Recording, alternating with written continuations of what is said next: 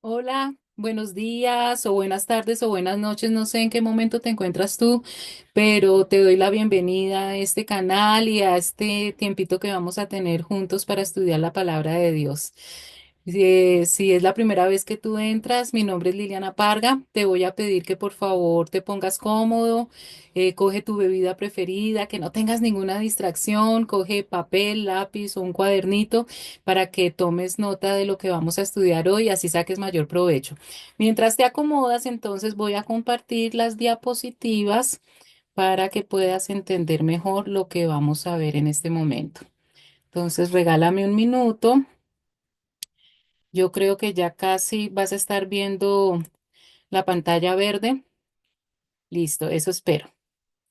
Bueno, para los que me han acompañado desde hace un tiempo, muchas gracias por su fidelidad, por su constancia, por su disciplina, por el cariño que siempre me han demostrado. Verdaderamente Dios les bendiga. Y para los que vienen por primera vez o se les ha olvidado, este grupo se llama Del Génesis al Apocalipsis. Como te dije, mi nombre es Liliana Parga y hoy nos encontramos en la clase número 106. Si tú quieres escuchar las 105 clases anteriores, es muy fácil. Entras a YouTube, pones Liliana Parga y en la sección de videos están todas las clases en orden. Cualquier pregunta, sugerencia, duda la pueden hacer también en el email lilipargas@yahoo.com. Lo que hacemos en esta horita de estudio simplemente es tener un primer encuentro con los libros del Nuevo Testamento. Eso es lo que vas a encontrar en las 105 clases anteriores. Ya estudiamos los cuatro evangelios, el libro histórico, las 13 cartas paulinas, desde Romanos hasta Filemón, las cartas generales desde Hebreos hasta Judas, y en este momento estamos estudiando el libro profético, el último libro del Nuevo Testamento y por ende el último libro de la Biblia, que es Apocalipsis. Siempre me gusta recordar un poco lo que vimos en las clases anteriores para ponernos en contexto y para podernos nuevamente entrelazar con el tema nuevo que vamos a ver en el día de hoy. Habíamos hablado que el libro del Apocalipsis se divide en tres grandes partes. La primera parte, que corresponde al capítulo 1, es la manifestación del Señor Jesucristo, una serie de títulos y de características que Juan nos describe para que nosotros tengamos un conocimiento más profundo de la persona de Jesucristo. La segunda parte corresponde a los capítulos 2 y 3, que es la que acabamos hace 8 días. Vamos a recordar un poquito qué fue lo que vimos en esos dos capítulos. El Señor Jesucristo se le aparece a Juan, el apóstol Juan, que se encuentra en la isla de Patmos preso por culpa de predicar la palabra de Dios, y le dice que escriba 7 cartas a 7 grupos cristianos que se encuentran en 7 ciudades diferentes de Asia Menor, lo que hoy es Turquía. La primera carta está dirigida a la ciudad de Éfeso, que significa la deseada, y sobrenaturalmente cada carta, cada mensaje también nos describe las características de los diferentes periodos de la historia del cristianismo. Entonces, esta primera carta corresponde al primer siglo de la iglesia de la iglesia cristiana, que se conocía como la iglesia apostólica porque fue el tiempo en que los apóstoles vivieron, y va más o menos del año 35 al año 100 después de Cristo. Las fechas no son totalmente exactas, es simplemente para que tú tengas una base en qué tiempo se encuentra en la historia los hechos que estamos narrando.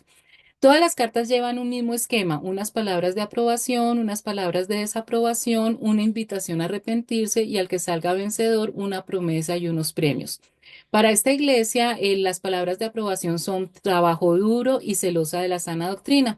Las palabras de desaprobación era que habían abandonado el primer amor. Arrepiéntete, es lo que siempre dice Jesucristo, y al que salga vencedor se le dará como premio o como promesa comer del árbol de la vida. La segunda carta fue escrita para el grupo de cristianos que se encuentran en la ciudad de Esmirna, que significa mirra, y corresponde al periodo de la iglesia perseguida, año 100 al año 350 después de Cristo. Palabras de aprobación: sufrimiento y pobreza. Palabras de desaprobación: nada. Es una iglesia que estuvo caminando siempre mirando a Dios. La promesa para ellos es obtener la corona de vida y no sufrir la segunda muerte. Permítame tomar un poquito de agua. La tercera carta fue escrita para el grupo cristiano que se encontraba en la ciudad de Pérgamo, que significa casamiento y corresponde a la época del sincretismo, de la mezcla que hubo del cristianismo genuino con otras doctrinas falsas, más o menos años 350 al año 600 después de Cristo. Palabras de aprobación, fidelidad y fe. Palabras de desaprobación, toleraban falsas doctrinas. Arrepiéntete y al que salga vencedor se le promete comer maná y una piedrecita blanca con un nombre nuevo. La cuarta carta fue dirigida al grupo cristiano que se encontraba en la ciudad de Tiatira. No se cansa de sacrificar y corresponde al periodo de la iglesia tolerante, 600 a 1500 después de Cristo. Palabras de aprobación, obras, amor, fe, servicio, perseverancia.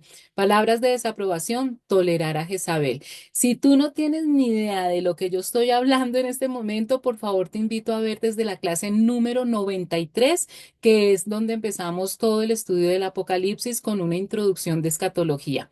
La promesa para los que salgan vencedores es ser autoridad sobre las naciones y tener el título de la estrella de la mañana.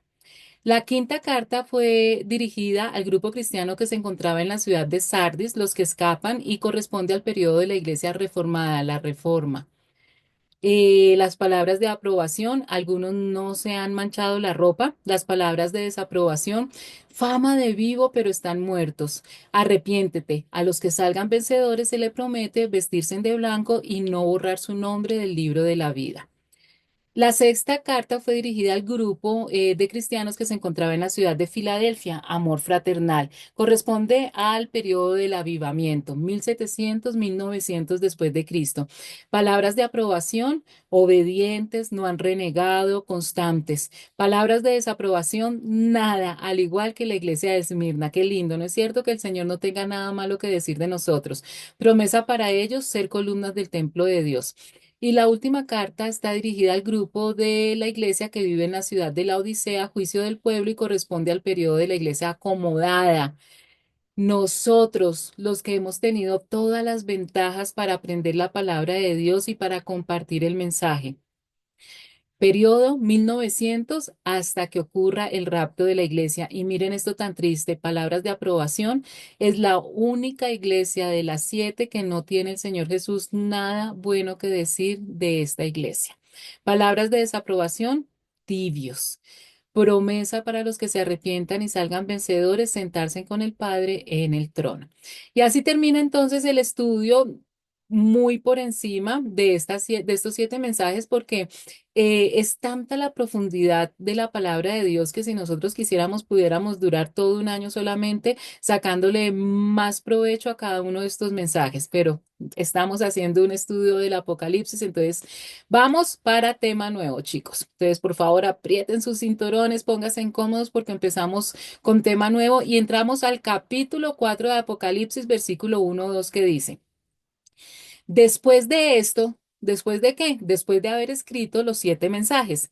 Mire, recuerden que aquel que está hablando es el apóstol Juan, y allí en el cielo había una puerta abierta, y la voz que me había hablado antes con sonido como de trompeta me dijo, sube acá, voy a mostrarte lo que tiene que suceder después de esto. Al instante vino sobre mí el Espíritu y vi un trono en el cielo y a alguien sentado en el trono. Antes de empezar el estudio propiamente de este pasaje, debemos aclarar algo. No cabe duda que existe una fascinación por parte de los seres humanos de saber qué ocurre con la vida después de la muerte.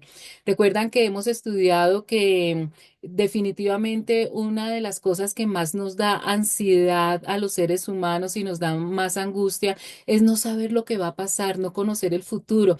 Entonces, de una u otra manera, todos los seres humanos quisiéramos saber qué va a pasar dentro de una hora, dentro de una semana, dentro de un año, para nosotros planear. Esa falta de control de las situaciones es lo que nos hace entrar en ansiedad. Infortunadamente, muchas personas utilizan medios equivocados como son los astrólogos, los brujos y los médiums. Existe un mundo natural que es el que percibimos con nuestros 5 sentidos, este mundo físico, pero también existe un mundo sobrenatural, un mundo espiritual, un mundo que no podemos ver con nuestros sentidos. Pudiéramos decir que está en otra dimensión, pero que existe y que es más real que el mundo físico. Y para los que han estado conmigo desde el principio saben, porque siempre les he dicho, que todo lo que pasa en este mundo físico depende de lo que pasa en el mundo sobrenatural. Es decir, que es más importante ese mundo espiritual porque para afectar este mundo físico tenemos que acudir al mundo espiritual, por eso la importancia y el poder de la oración. Entonces, el querer, el no entenderlo o el querer negarlo no significa que no existe. Y nosotros podemos entrar a ese mundo espiritual de la mano de Dios o de la mano de nuestro gran enemigo que es Satanás. Y ustedes saben que Satanás siempre cobra después cualquier favor que supuestamente hace. Entonces, sabiendo eso, Dios en su soberanía y en su amor decidió contarnos planes del futuro en el Apocalipsis para que nosotros estuviéramos tranquilos.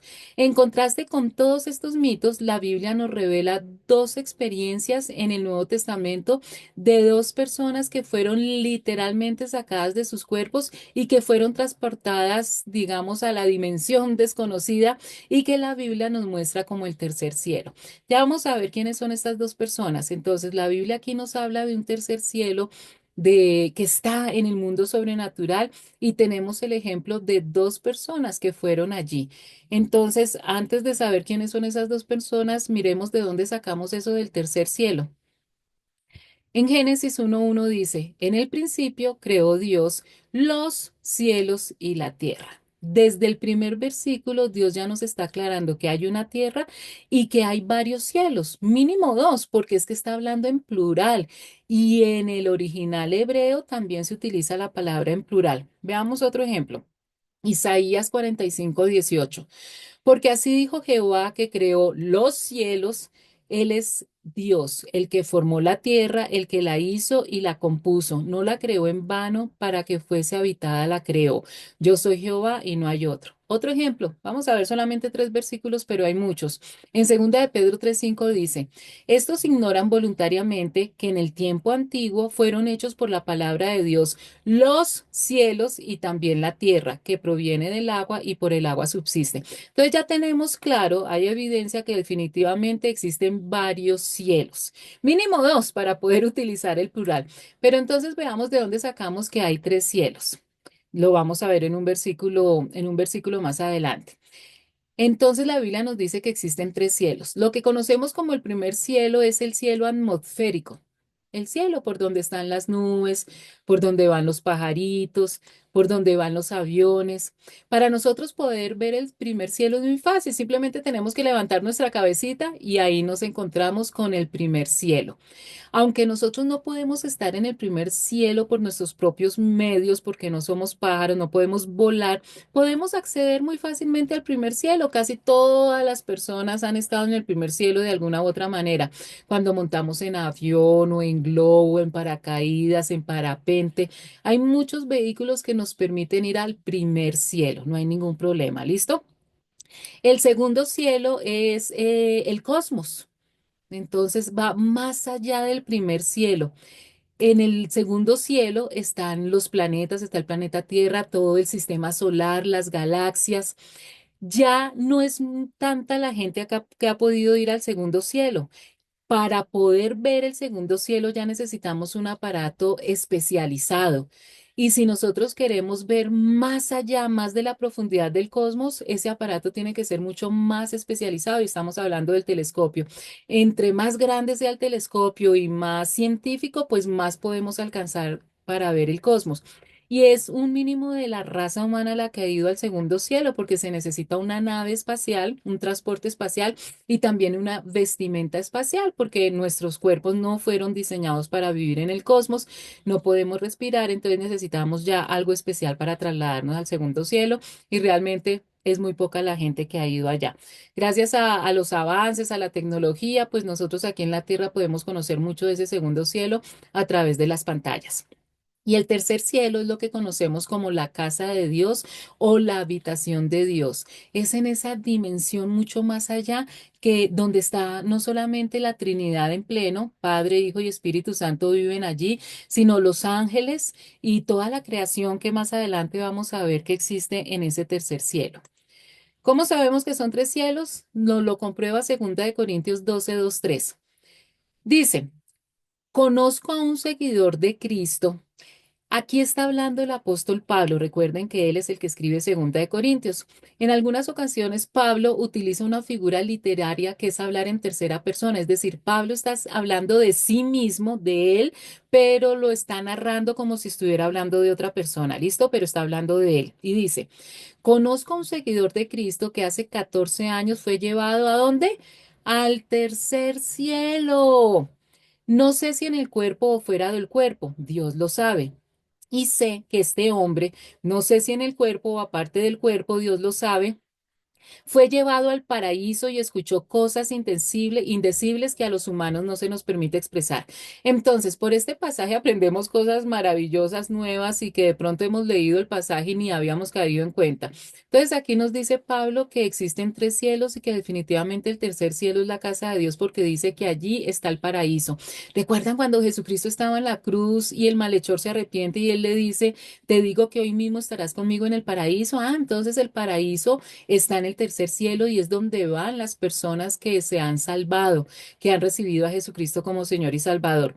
Entonces aquí Pablo nos está confesando algo. Él nos está diciendo que 14 años atrás, antes de él estar escribiendo esta carta, él había sido llevado al tercer cielo, que no entiende bien cómo fue, que no entiende si fue con su cuerpo o solamente su espíritu y su alma y su cuerpo se quedó en la tierra, no sabe exactamente, pero estuvo allá y vio cosas tan impresionantes y tan maravillosas que no es capaz de describirlas, pero además a él se le prohibió expresarla. Dice que a los humanos no se nos permite expresar.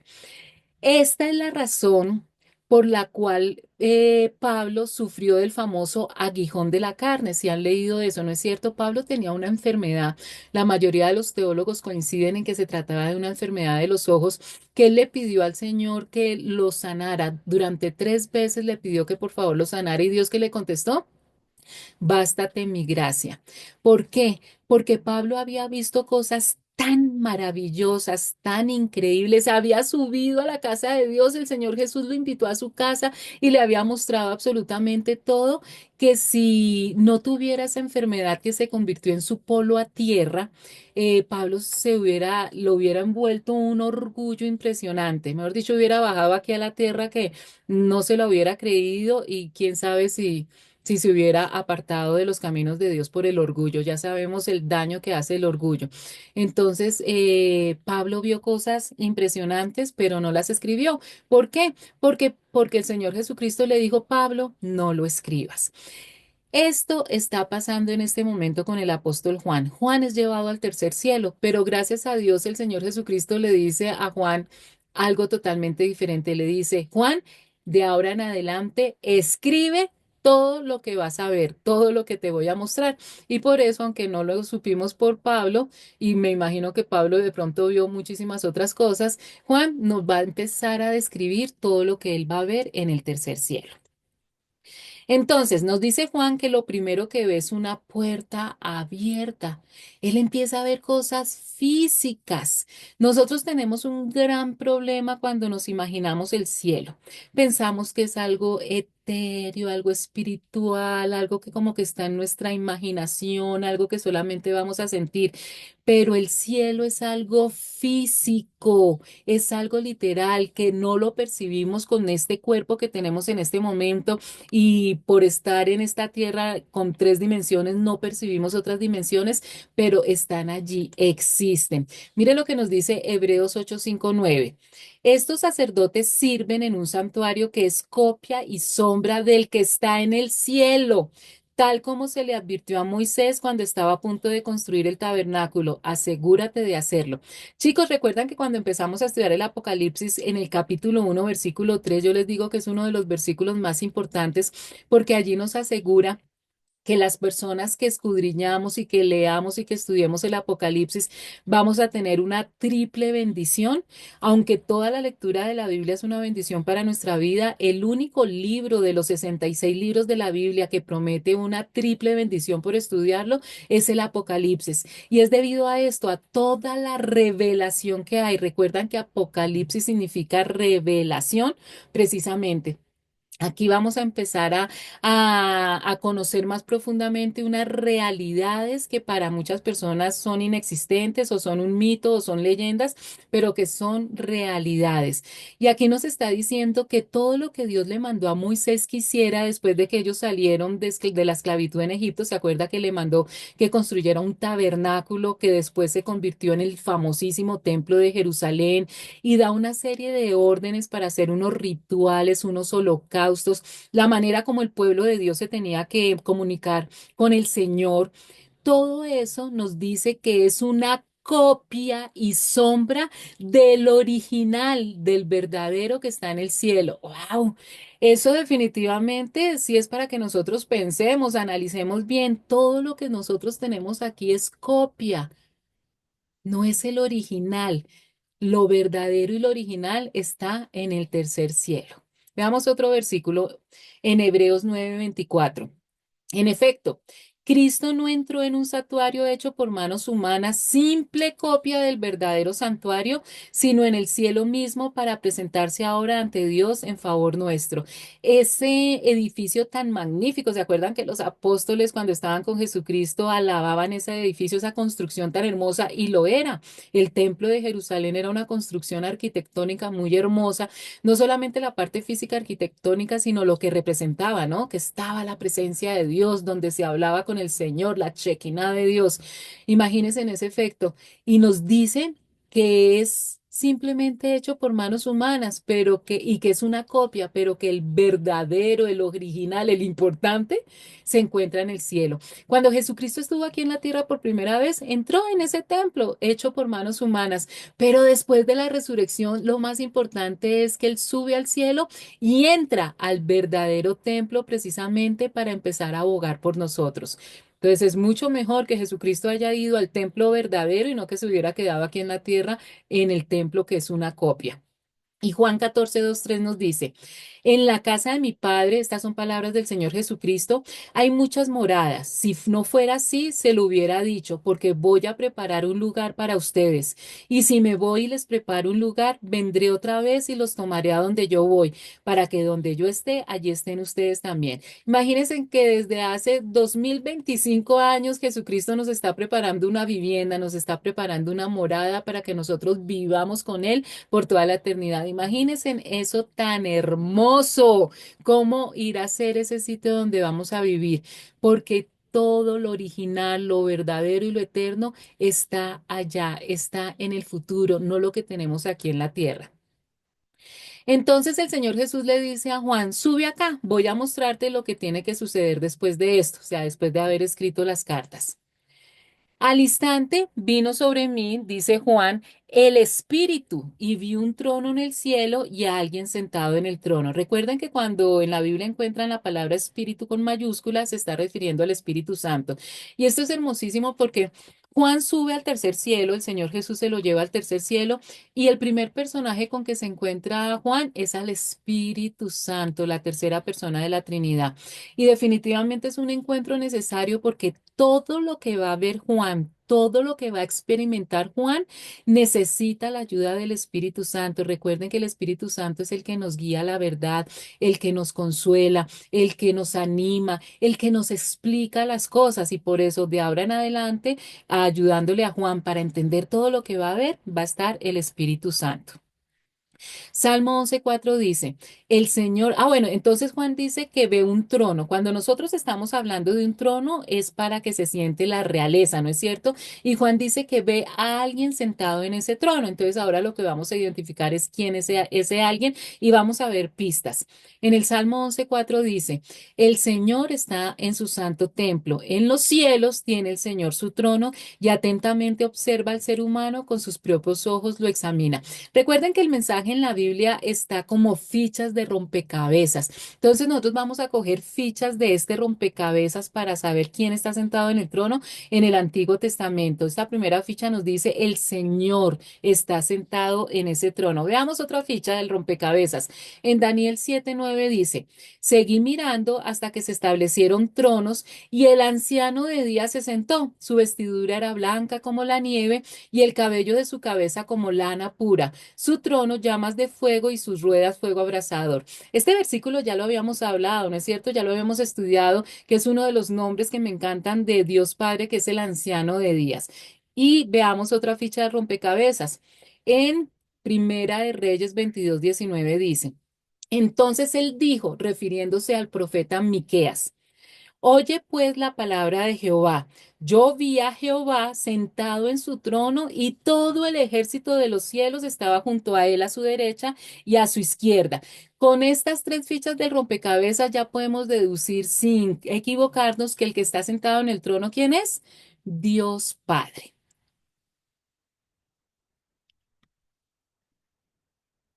Versículo 3. El que estaba sentado tenía un aspecto semejante a una piedra de jaspe y de cornalina. Alrededor del trono había un arco iris que se asemejaba a una esmeralda.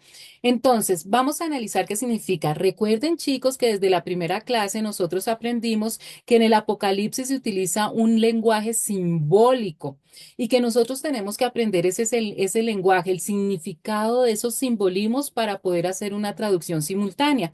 Y espero que ustedes ya estén haciendo su glosario, su diccionario y cada palabrita cada símbolo que se utiliza aquí y que estamos dando su significado, ustedes lo estén anotando.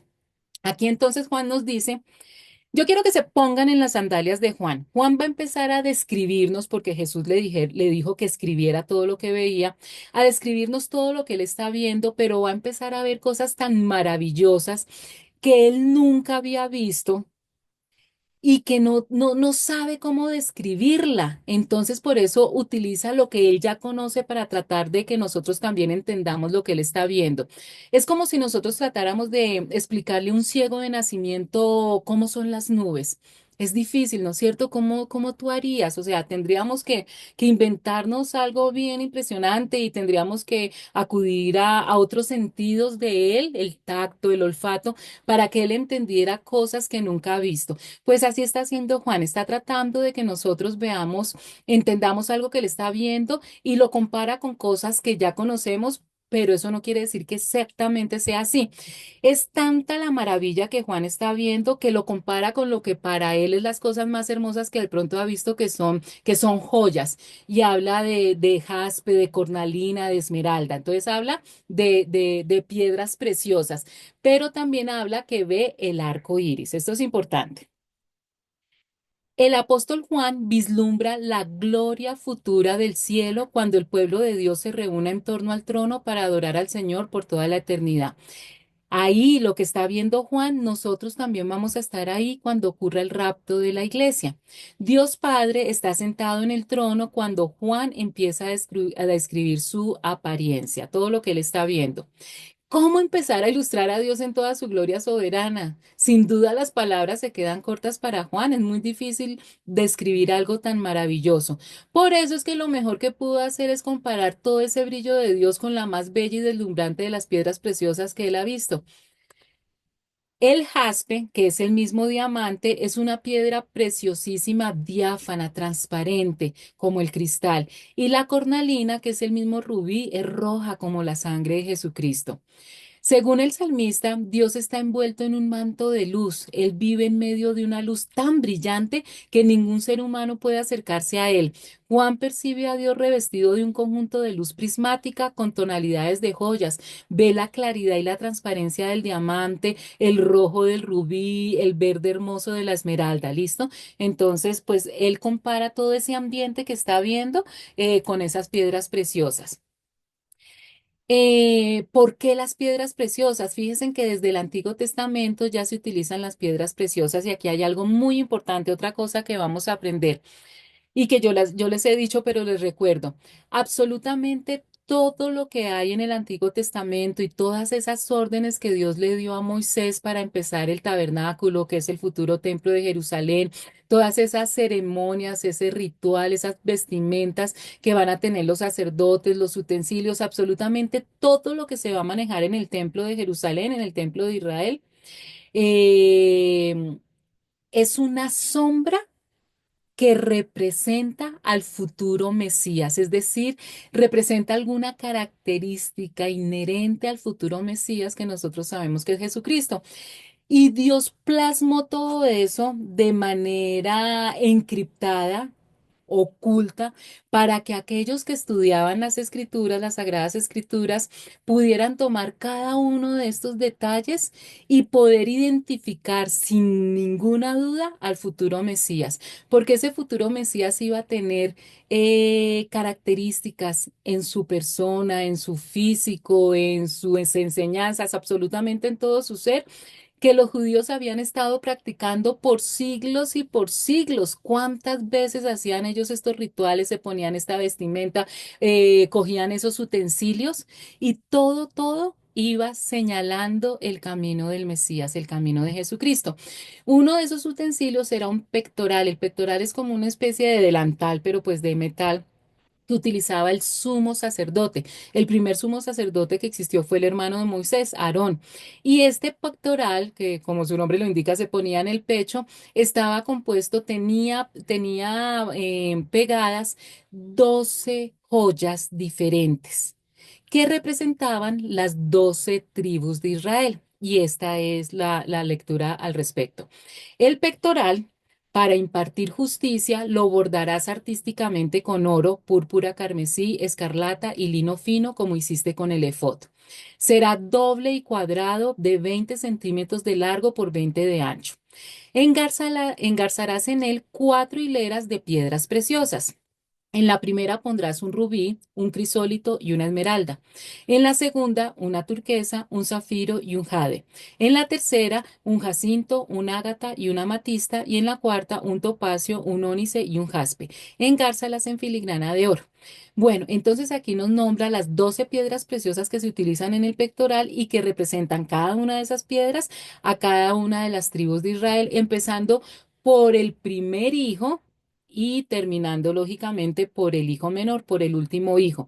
Entonces aquí nos está hablando de el alfa y el omega. ¿Recuerdan ustedes que cuando vimos en el primer capítulo, ese fue uno de los nombres característicos del Señor Jesucristo, alfa y omega, letras griegas que indican el principio y el fin, que nos mostraban la eternidad de Jesucristo, porque la idea era que nosotros no tuviéramos dudas que Jesucristo es el mismo Dios.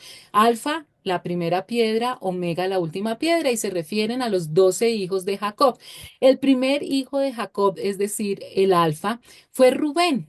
Y la piedra que lo caracteriza es el rubí, también conocida como cornalina. El nombre Rubén significa he aquí un hijo. Y el último hijo de Jacob, representa la omega, la última letra es Benjamín, representada por el diamante, también conocida como jaspe. El nombre Benjamín significa hijo de mi mano derecha. Y miren esto tan hermoso como está encriptado, señales del Mesías. Si tú coges el nombre, el significado del nombre del primer hijo de la primera tribu de Israel, y el significado del nombre de la última tribu de Israel, del hijo menor, es decir, alfa y omega, y tú unes su significado, nos da, he aquí el hijo a la diestra de Dios. ¿Quién está a la diestra o a la derecha de Dios Padre? ¿Y quién es el hijo? Jesucristo. Desde 4000 años antes de que llegara el Mesías, ya el pueblo de Israel en cada ceremonia, en su vida cotidiana, con los nombres, con los hijos, ya estaban anunciando la venida del Mesías, el Hijo de Dios que iba a estar a la diestra del Padre. A mí me parece eso impresionante, que en detalles tan pequeños ya el Señor estaba vislumbrando, nos estaba mostrando al Mesías, al Señor Jesucristo. Y lo otro que ve Juan es el arco iris. Yo sé que no hay que aclarárselo, pero por si alguno tiene dudas, el arco iris fue la señal de un pacto que Dios hizo con la humanidad después del juicio del diluvio. Es una promesa de Dios. El arco iris es una promesa de Dios de que no iba a tratar de acabar con la humanidad a través de un diluvio. No es un símbolo de orgullo, es una promesa de Dios. Génesis 9, 13, 17 dice: He colocado mi arco iris en las nubes, el cual servirá como señal de mi pacto con la tierra. Cuando yo cubra la tierra de nubes y en ellas aparezca el arco iris, me acordaré del pacto que he establecido con ustedes y con todos los seres vivientes. Nunca más Las aguas se convertirán en un diluvio para destruir a todos los mortales. Cada vez que aparezca el arco iris entre las nubes, yo lo veré y me acordaré del pacto que establecí para siempre con todos los seres humanos vivientes que hay sobre la tierra. Dios concluyó diciéndole a Noé, este es el pacto que establezco con todos los seres vivientes que hay en la tierra. Entonces Juan está viendo que el trono de Dios está rodeado por un arco iris que significa la misericordia de Dios. Dios pudo haber acabado con toda la humanidad, pero por su misericordia, a través de Noé y de su familia, permitió que la raza humana siguiera existiendo sobre el planeta Tierra. Y fíjese en esto, en el diluvio, que es un juicio, primero llegó el juicio y después aparece el arco iris. Primero fue el juicio y después Dios promete que va a tener misericordia. Aquí en el Apocalipsis, al final de los tiempos, primero Juan ve el arco iris. Y después viene el juicio. Recuerden, chicos, que cuando vimos los nombres característicos de Jesucristo en el primer capítulo, veíamos cómo Juan nos relataba que habían unos pies de bronce y que eso significa que de ahora en adelante, desde el momento en que Juan nos está narrando lo que está viendo, iba a empezar un juicio sobre el planeta Tierra. El juicio final, un juicio justo, porque aunque Dios es amor, y eso no lo podemos dudar, para que Dios pueda expresarnos su amor al 100%, tiene que haber justicia. Estamos en un mundo injusto y estas injusticias se tienen que acabar, tiene que haber un juicio. Y entonces Dios, que es el único ser verdaderamente justo, es el que va a traer ese juicio sobre el planeta Tierra. Pero aquí al final de los tiempos el Señor nos dice, mire, el juicio va a ser duro. Pero no se olviden que yo voy a tener misericordia. Por eso aquí está hablando del arco iris. Sigamos, versículo 4. Rodeaban al trono otros 24 tronos en los que estaban sentados 24 ancianos vestidos de blanco y con una corona de oro en la cabeza. Entonces, fuera del trono donde está sentado Dios Padre, hay otros 24 tronos, es decir, que en esos tronos también hay personas o seres que van a cumplir con una labor de gobernar. ¿Por qué? Primero están vestidos de blanco, que significa pureza, y tienen una corona de oro que significa realeza. Es decir, que estos 24 seres van a estar, colaborar con Dios Padre en el juicio que viene sobre el planeta Tierra. Y primero, para poder saber quiénes son ellos, empecemos por las definiciones. Nos está hablando de 24 ancianos. La palabra anciano viene del griego presbúteros, que significa líderes o dirigentes, es decir, que Dios está rodeado por unos líderes o dirigentes que lo están acompañando. ¿Quiénes son estos 24 ancianos? Existen varias teorías de la identidad de estos 24 ancianos. Infortunadamente es una de las tantas cosas que nos habla sobre todo el Apocalipsis y que no está al 100% explicada. Entonces ha dado pie para que existan varias teorías. ¿Cuál es la correcta? No la sabemos, pero yo les cuento todas las teorías que hay por ahí. La más popular y la que más se ha enseñado es que son los 12 apóstoles y los 12 hijos de Jacob, los que forman las 12 tribus de la nación de Israel, pues 12 y 12 suman 24. Pero también hay otros eruditos que han dicho no, son 24 representantes de la iglesia. Entonces, a través de la historia de la iglesia ha habido hombres, instrumentos de Dios súper importantes y Dios escoge a los 24 más importantes para que lo ayuden en este último juicio. Otros teólogos dicen, no, se trata de 24 mártires de la tribulación. Son personas, 24 personas que van a hacer una labor tan impresionante para evangelizar, que van a dar su vida de una manera y se ganan el estar sentados en el trono como dirigentes. Otros dicen, no, son representantes de la nación de Israel, de ese primer siglo del cristianismo, que son, la mayoría vienen del judaísmo, entonces son ellos. Pero otros dicen, no. De pronto son seres creados por Dios superiores a los ángeles, o sea, no son ángeles, y que forman el Consejo Celestial Cósmico. De pronto no se trata de seres humanos, sino son una creación especial que Dios hizo para este momento y para este evento, para que estén en ese Consejo Celestial Cósmico en el momento en que empiece el juicio para el planeta Tierra y para los seres humanos. Entonces, no sabemos, ya después me imagino nos enteraremos al 100% a ver quién de todos estos eruditos tenía razón. Sigamos. Versículo 5 y la parte A del versículo 6. Del trono salían relámpagos, estruendos y truenos.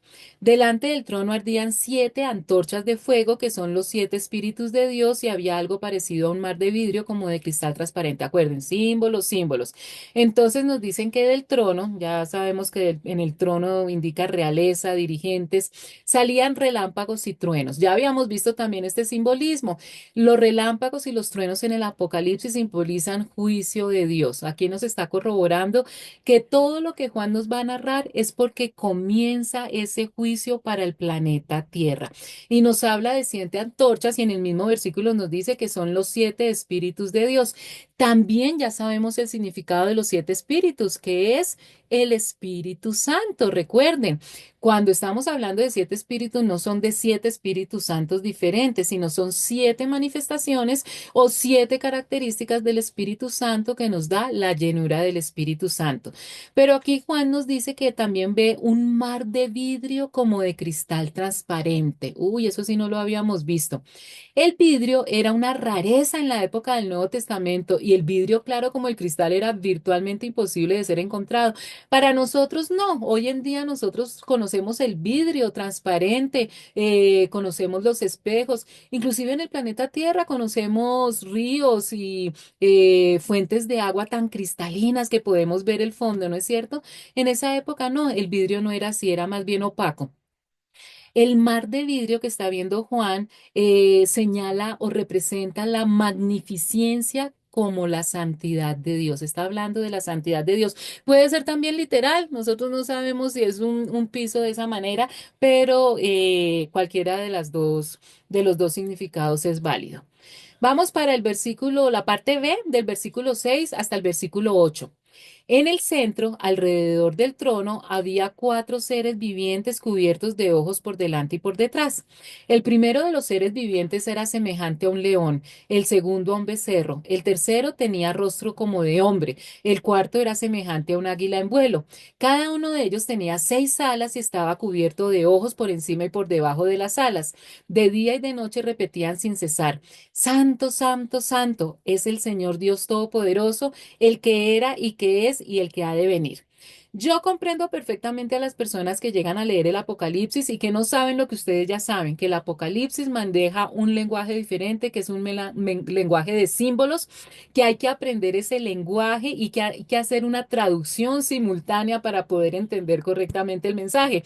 Si nosotros leemos directamente, pues la verdad es para enloquecerse. ¿De qué está hablando esto? ¿Qué es esta locura que nos está diciendo en este pasaje? Pero van a ver que es muy fácil. Vamos a hacer la traducción simultánea. Entonces aquí Juan ve más creación, más personajes en el tercer cielo. Tuvo un primer encuentro con el Espíritu Santo, que es el que le está ayudando a comprender todo esto. Identificamos a Dios Padre, ya vimos a 24 ancianos y aquí en este momento nos dice que hay otros 4 seres que se conocen como seres vivientes, pero tienen unas características de animales. ¿Qué es esto? Bueno, la palabra que se utiliza es la palabra griega zoon, que significa criaturas inteligentes que viven, que es diferente al griego terión, que significa bestias, es decir, no está hablando de animales, está hablando de criaturas, una creación de Dios que tienen inteligencia y tienen vida, pero ya vamos a ver por qué las comparan con ciertos animales. ¿Cómo sabemos quiénes son estos 4 seres vivientes? Vamos a buscar fichas de rompecabezas de este tema y las encontramos en el Antiguo Testamento, en Ezequiel capítulo 1, versículo del 4 a 6. De pronto me fijé y vi que del norte venía un viento huracanado y una nube inmensa rodeada de un fuego fulgurante y de un gran resplandor. En medio del fuego se veía algo semejante a un metal refulgente. También en medio del fuego vi algo parecido a 4 seres vivientes, cada uno de los cuales tenía 4 caras y 4 alas. Entonces, aquí en el Antiguo Testamento nos está nombrando los mismos seres vivientes que Juan en el Apocalipsis está viendo, inclusive con las 4 caras y con alas. Pero todavía no nos dice quiénes son. Ah, nos lo dice más adelante, Ezequiel capítulo 10, versículo 15 y 20. Los querubines, que eran los mismos seres que yo había visto junto al río Quebar, se elevaron. Eran los mismos seres vivientes que estando yo junto al río Quebar había visto debajo del Dios de Israel. Entonces me di cuenta de que eran querubines. Entonces, cuando Juan ve en el Apocalipsis cuatro seres vivientes, se está refiriendo a cuatro querubines. Recuerdan, chicos, que también habíamos visto que la Biblia nos habla de tres tipos de ángeles, los ángeles rasos, los querubines y los serafines. Los tres son ángeles, pero de tres tipos diferentes. Entonces, estos seres vivientes son del tipo querubín. Recuerden que Satanás es un ángel caído de tipo querubín. Entonces, dentro de los ángeles, dentro de los querubines y dentro de los serafines, pues hubo ángeles de estos tres tipos que siguieron a Satanás y otros se quedaron con el Señor. Entonces, estos cuatro querubines que están aquí en el trono de Dios, pues son los que no siguieron a Satanás. Y nos dice que estos cuatro seres vivientes tienen cara de león, tiene cara de hombre, cara de águila, cara de becerro. Entonces, ¿cómo son? Un fenómeno impresionante. No, hagamos la traducción simultánea. Siempre que en el Apocalipsis ustedes vean que se compara algo con un león, está hablando es de su fuerza y de su dominio. Entonces ya nos está describiendo que estos cuatro querubines que fueron escogidos por Dios especialmente para esta labor que comienza de un juicio sobre el planeta Tierra, son cuatro querubines que tienen mucha fuerza y mucho dominio. Cuando se habla de un becerro, se está hablando de mansedumbre y servicio. Por más que estos querubines o cuatro seres vivientes sean fuertes y tengan un gran dominio, ellos son mansos y están al servicio de Dios. De pronto, de todos los querubines que existen, se hizo una prueba y estos cuatro fueron los que ganaron, pero ellos siguen estando al servicio de Dios. Cuando se dice que algo tiene rostro de hombre, se refiere a que utilizan la razón y son inteligentes. Entonces, no son unos robots, no son seres que no piensan, sino son criaturas que también tienen razón e inteligencia. Y cuando algo se compara con el águila, se está hablando de su soberanía y de su valentía. Recuerden que las águilas son las que atraviesan las grandes tormentas. Entonces, estos cuatro querubines tienen una labor especial que cumplir en el juicio final sobre el planeta Tierra. Van a tener soberanía sobre ciertas situaciones. Por eso son muy valientes, van a utilizar la inteligencia y la razón, pero van a estar siempre al servicio y a las órdenes de Dios. ¿Listo?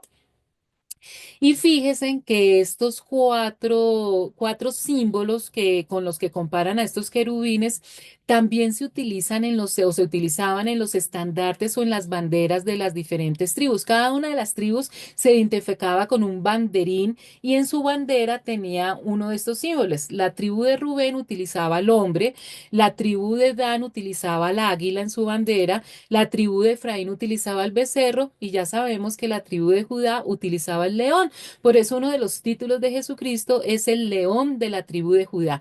Miren que todos estos simbolismos desde el Antiguo Testamento no solamente representaban algo físico literal en el momento para distinguir a las diferentes tribus, sino también para características de las que iba a tener el futuro Mesías. Entonces ya se sabía que se identificaba al Mesías como el león de la tribu de Judá, es decir, que el Mesías tenía que venir de la tribu de Judá.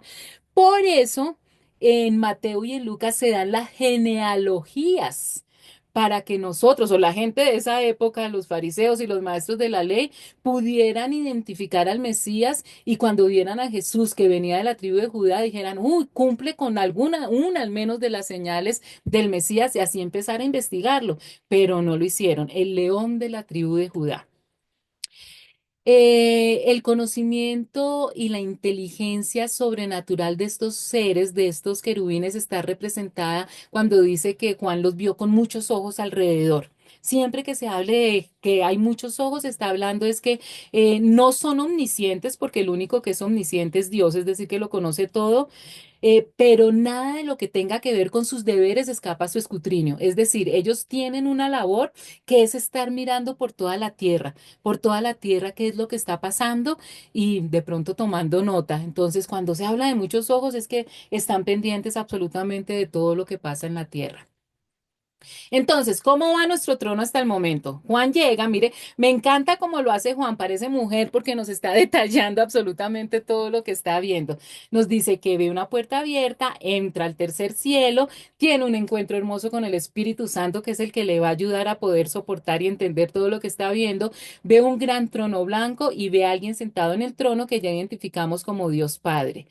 Ya sabemos por todos los versículos que Jesucristo está a la diestra de Dios Padre, ya vimos que Juan tuvo un encuentro con el Espíritu Santo, pero nos dice también que vio a 24 ancianos que aunque no sabemos a ciencia cierta quiénes son, sabemos que cumplen un papel muy importante en esta labor del juicio que viene para el planeta Tierra. Y nos dice entonces que también hay cuatro querubines o cuatro seres vivientes que cumplen una labor importante. Por otros versículos sabemos que los seres, las criaturas que están más cerca al trono de Dios son los serafines, el otro tipo de ángeles. No sabemos de los serafines que interactúen con los seres humanos. Sabemos que los ángeles sí, Gabriel, que es el rapi del cielo, el mensajero, y sabemos pues de los querubines también, pero de los serafines, que significa fuego ardiente, son las criaturas que están más cerca al trono de Dios. Todos los seres en el cielo y la tierra alabarán y honrarán a Dios porque es el creador y el sustentador de todo.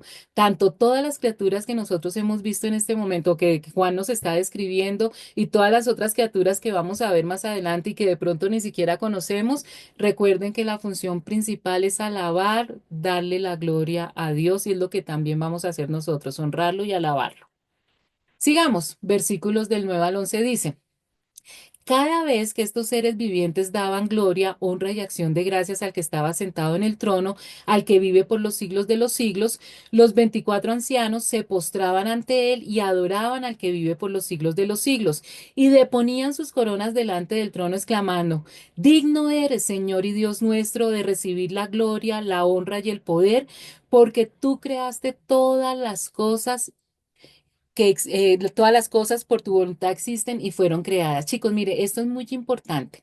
Vamos a ver varios pasajes en donde solamente nos van a empezar a describir una gran alabanza y adoración de parte de todas estas criaturas que se encuentran en el cielo alrededor del trono de Dios. ¿Por qué? Es para que nosotros no olvidemos jamás que Dios es nuestro creador y por lo tanto es totalmente soberano. ¿Qué quiere decir esto? Que Dios, por ser el creador, el dueño de absolutamente todo, es el único que tiene derecho a hacer lo que se le da la gana. Y nosotros no podemos cuestionarlo, porque Él es Dios. No podemos ser igualados, nosotros no podemos estar interrogando a Dios y cuestionándolo y reclamándole por qué pasa esto y por qué no pasa esto. Nosotros primero que todo tenemos que respetar a nuestro creador y saber que Él es soberano y que Él tiene derecho a hacer lo que quiera. Pero Él nos da una gran paz en su palabra cuando Él nos dice de muchas maneras, pero no se preocupen, yo hago mi voluntad porque soy soberano, pero mi voluntad es buena, agradable y perfecta. Yo los amo tanto a ustedes, yo soy bueno, jamás voy a hacer algo que los perjudique. ¿Por qué van a aclararnos tanto constantemente esto a través de las alabanzas? Porque viene una serie de juicios sobre la humanidad que son terribles. Y de pronto, y lo más seguro es que muchas personas que no escudriñan la Biblia, que no conocen este tema, y muchos cristianos que sí lo hacen, va a llegar un momento en que van a perder la perspectiva y van a decir, esto es una injusticia lo que está pasando sobre el planeta Tierra. No olvidemos que Dios no es injusto, al contrario, es 100% justo. Y si Él va a ejecutar o va a permitir que ocurran ciertas cosas sobre la humanidad, es porque es necesario que ocurran y porque es lo que nos merecemos. Y por eso constantemente todas las criaturas que están en el cielo van a estar alabándolo y glorificándolo, mientras aquí en la tierra están sucediendo los juicios. Y que nosotros no lo olvidemos. No va a ser una injusticia por más terrible las cosas que vayamos a ver, porque ya llevamos más de 4.000 años del Antiguo Testamento y 2.025 años del Nuevo Testamento, en donde Dios le ha dado la oportunidad a todos los seres humanos de conseguir el boleto de salida de esos juicios, que se llama Jesucristo. Entonces, la constante alabanza que va a haber en el cielo es para que nosotros recordemos que Dios es bueno, Dios nos ama y Dios es justo. Si estos seres espirituales, siendo muchísimo más grandes que nosotros, se humillan ante Dios, ¿cómo es que nosotros no lo hacemos? Por el contrario, muchos piensan que aquí en la tierra ellos merecen gloria y sufrimos porque no nos reconocen ni nos honran. El único que merece gloria, reconocimiento y honra se llama Dios en su Trinidad en pleno, Padre, Hijo y Espíritu Santo. Sigamos, entramos al capítulo 5, versículo del 1 al 5, que dice. En la mano derecha del que estaba sentado en el trono, vi un rollo escrito por ambos lados y sellado con 7 sellos. También vi un ángel poderoso que proclamaba a gran voz, ¿quién es digno de romper los sellos y de abrir el rollo? Pero ni en el cielo, ni en la tierra, ni debajo de la tierra hubo nadie capaz de abrirlo, ni de examinar su contenido. Y yo lloraba mucho porque no se había encontrado a nadie que fuera digno de abrir el rollo ni de examinar su contenido. Uno de los ancianos me dijo, deja de llorar, que ya el león de la tribu de Judá, la raíz de David, ha vencido. Él sí puede abrir el rollo y sus 7 sellos. Uy, acá hay mucho mensaje. Ya habíamos hablado de esto. Entonces, en esa época que conocemos como la Gran Tribulación, después del rapto, 7 años que corresponden a la última semana de la profecía de las 70 semanas de Daniel, van a venir 21 juicios sobre el planeta Tierra y sobre los seres humanos que se queden para la Gran Tribulación, que están representados en 7 sellos, 7 trompetas y 7 copas. Entonces, aquí Juan nos va a describir esos primeros 7 juicios que caen sobre el planeta Tierra y que están representados por sellos. Resulta que en la antigüedad, cuando se escribía una carta, un documento para que fuera entregado a otra persona, entre más importante fuera el documento, pues estaba más cuidado, estaba más protegido y se protegían los documentos a través de los sellos. Las personas importantes, por lo general en un anillo, tenían el sello personal, el sello de la familia, derritían cera, ponían el sello de su anillo en la cera y así lo ponían en el rollo, en el papel de pergamino o de otro material para cerrar ese rollo de tal manera que solamente su destinatario lo pudiera leer, porque si alguien trataba de leer ese documento, al abrirlo se rompía el sello y el destinatario original pues se iba a dar cuenta que alguien ya había leído el contenido. Este documento es tan importante que no solamente tiene un sello, sino que tiene 7 sellos. Quiere decir que el documento no se va a poder abrir, es decir, no vamos a poder saber su contenido hasta que se rompan los 7 sellos. Cuando se rompa el séptimo sello, ahí sí vamos a poder desenrollar el documento y saber su contenido.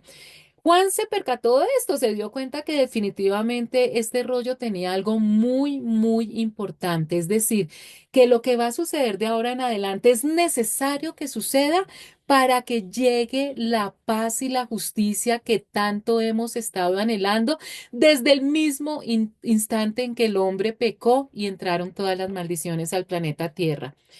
Es que esta es la magnitud y la belleza de lo que nos cuenta el Apocalipsis.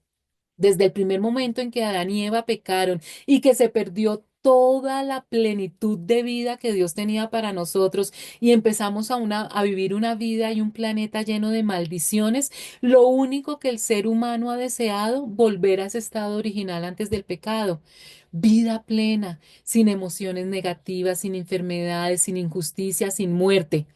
Y estos son los primeros pasos para recuperar ese paraíso que perdimos. Por eso es tan importante. Y por eso empiezan a preguntarse, ¿quién es digno de romper los sellos y de abrir el rollo? O sea, necesitamos que empiece este proceso para que llegue la justicia perfecta nuevamente a los seres humanos y a la tierra.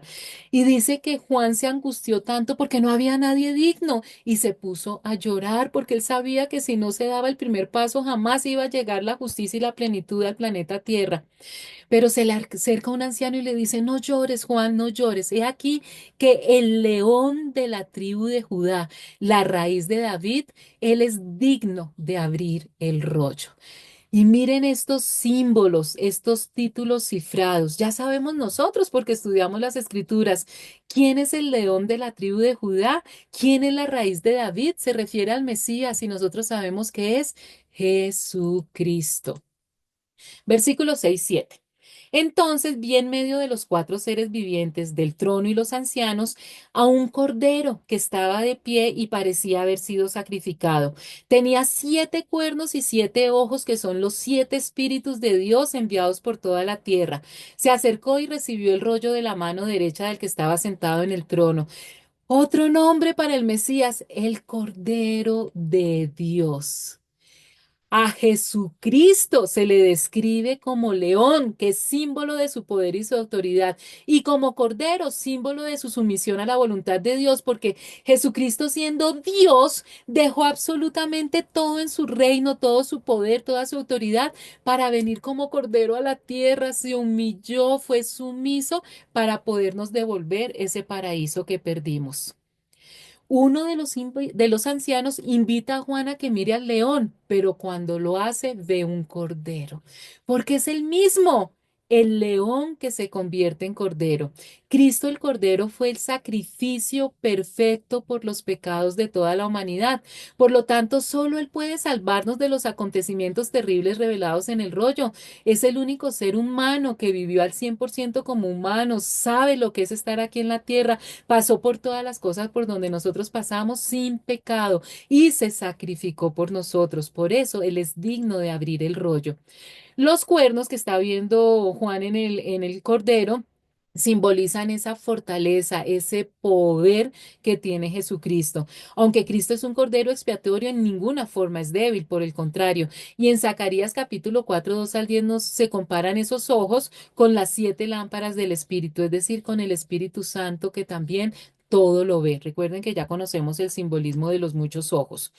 Entonces, ¿quién es el único digno de recibir el rollo? Dice ahí que recibe el rollo y que lo puede abrir Jesucristo, Rey de Reyes y Señor de Señores. Por eso es que Dios Padre tiene el rollo en la mano derecha, porque inmediatamente se lo va a pasar a la persona que está a su diestra, que es ¿quién? Jesucristo. Versículos 8 al 10. Cuando lo tomó, los 4 seres vivientes y los 24 ancianos se postraron delante del Cordero. Cada uno tenía un arpa y copas de oro llenas de incienso, que son las oraciones del pueblo de Dios.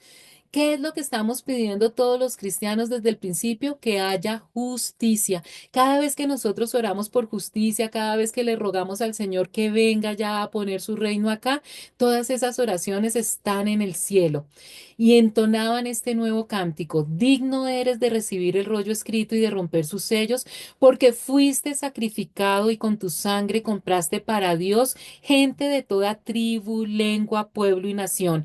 De ellos hiciste un reino, los hiciste sacerdotes al servicio de nuestro Dios, y reinarán sobre la tierra. Entonces ahorita es un cántico nuevo, es un cántico de agradecimiento, el agradecimiento más grande que puede dar cualquier ser humano, y es a Jesucristo, porque Él se sacrificó para comprar gente de toda tribu, lengua, pueblo y nación, donde estamos nosotros, y nos hizo sacerdotes de un nuevo reino. Nuestra ciudadanía no es de esta tierra, nosotros somos peregrinos en este planeta Tierra. Nosotros tenemos un reino donde vamos a estar con el Señor Jesucristo viviendo plenamente, y por eso la alegría de todos los seres que están en el cielo en este momento, lo que está viendo Juan, porque por fin ya empieza a formarse el camino para llegar a ese reino eterno y pleno que Dios tiene para todos los que hemos creído en Jesús, en el Mesías.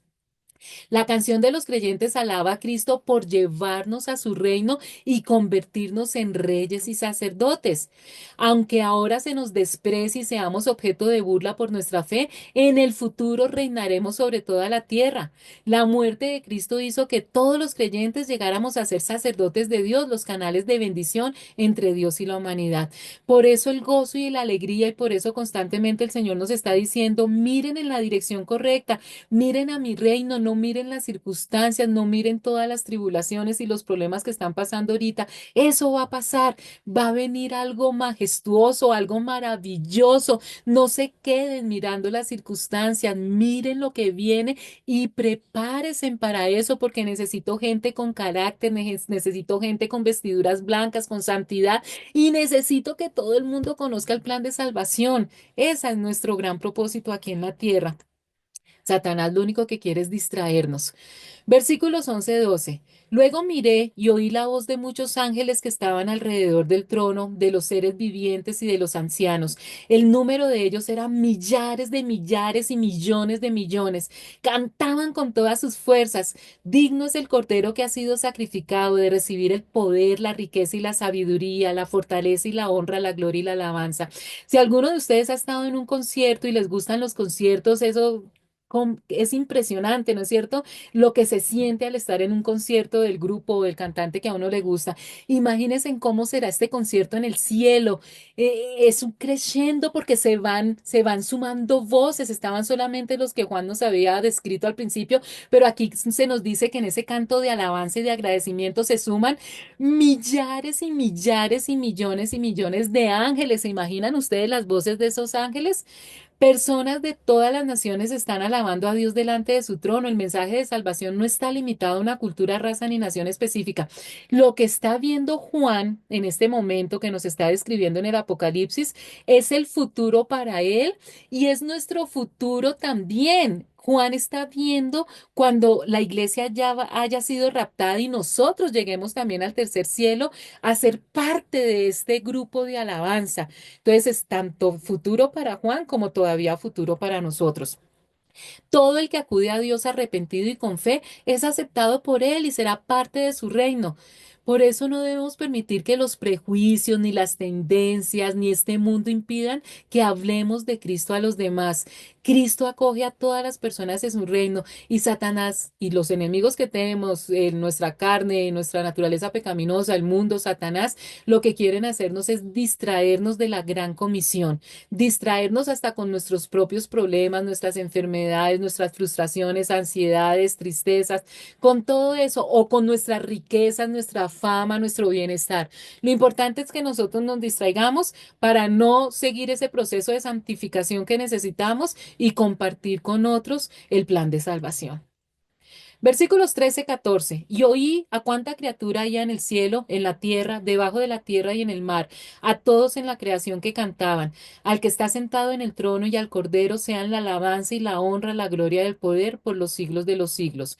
Los cuatro seres vivientes exclamaron, Amén, mientras los ancianos se postraron y adoraron. Qué hermosa alabanza. La canción del pueblo de Dios alaba la obra de Cristo. Nosotros vamos a estar alabando, ¿por qué? Porque Jesucristo fue inmolado. Jesucristo nos compró con su sangre. Jesucristo fue el que nos reunió en un reino. Jesucristo nos hizo sacerdotes y nos escogió para reinar sobre la tierra. Jesucristo ya murió y pagó la penalidad por el pecado. Él nos congrega ahora en su reino, haciéndonos sus sacerdotes y en el futuro reinaremos con Él. Cuando nos damos cuenta del futuro glorioso que nos aguarda, hallamos la fuerza para afrontar las dificultades presentes. Por eso permanentemente el Señor nos está diciendo, miren en la dirección correcta, miren el reino de Dios. Ahí tenemos que estar. Tener puestos nuestros ojos, nuestras fuerzas, nuestra esperanza, nuestro gozo y también todas nuestras circunstancias a donde nos dirigimos. Entonces, después de todas estas manifestaciones de agradecimiento, de amor, de señales y de que el Señor nos comprueba con su verdad lo más cierto y lo más seguro, es que sí hay una persona digna para abrir el rollo.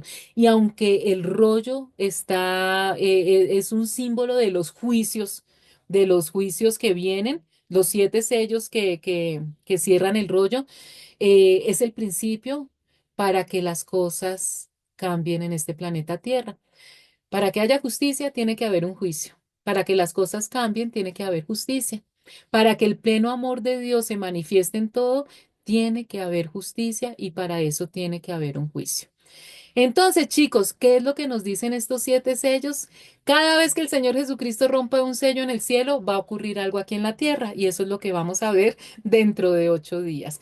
Entonces, espero que dentro de 8 días me acompañen también en esta clase. Por favor, los invito a que vuelvan nuevamente a escuchar desde la clase número 94. Vuelvan a repasar.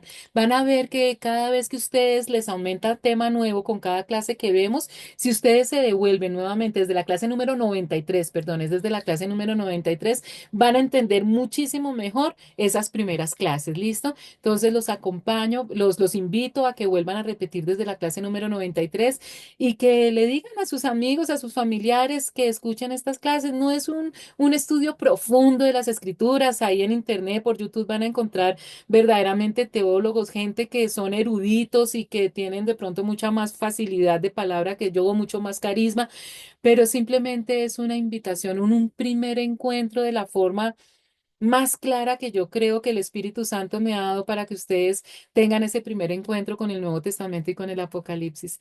Gracias, chicos, que tengan una semana hermosa, que Dios los bendiga. Bendiciones.